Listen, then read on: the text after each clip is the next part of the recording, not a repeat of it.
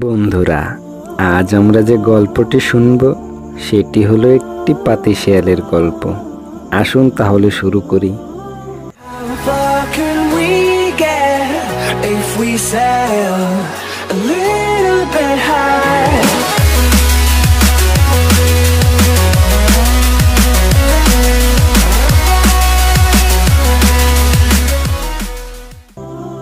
একদা এক গ্রামে এক পাতি শেয়াল বসবাস করত।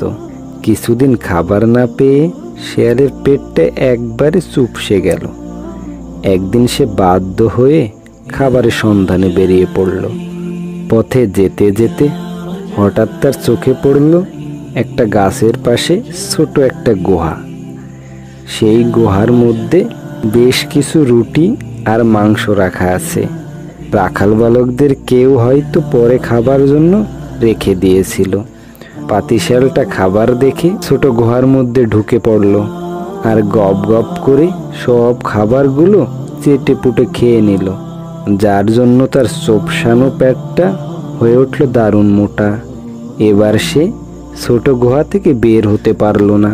অনেক চেষ্টা করেও সে বের হতে পারল না।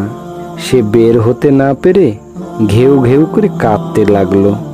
পথ দিয়ে তখন আর একটা শেয়াল যাচ্ছিল। যেতে যেতে দেখলো গুহায় পড়া শেয়ালটা ঘেউ ঘেউ করে কাঁপতেছে। পথ দিয়ে যা শেয়ালটা বলল, কি হলো ভাই তোমার, তুমি ঘেউ ঘেউ করছো কেন? আটকে পড়া পাতি শেয়ালটা তখন তার মুশকিলের সব কথা তাকে খুলে বলল। তখন পথচারী শেয়ালটা তাকে বলল, তুমি ধৈর্য ধরো, যখন তোমার পেট আবার আগের মতন চুপসে যাবে তখন তুমি ঠিকই বের হতে পারবে। বন্ধুরা, এই গল্প থেকে আমরা এটাই শিক্ষা পাই যে কোনো কাজ করার আগে অবশ্যই চিন্তা ভাবনা করা উচিত।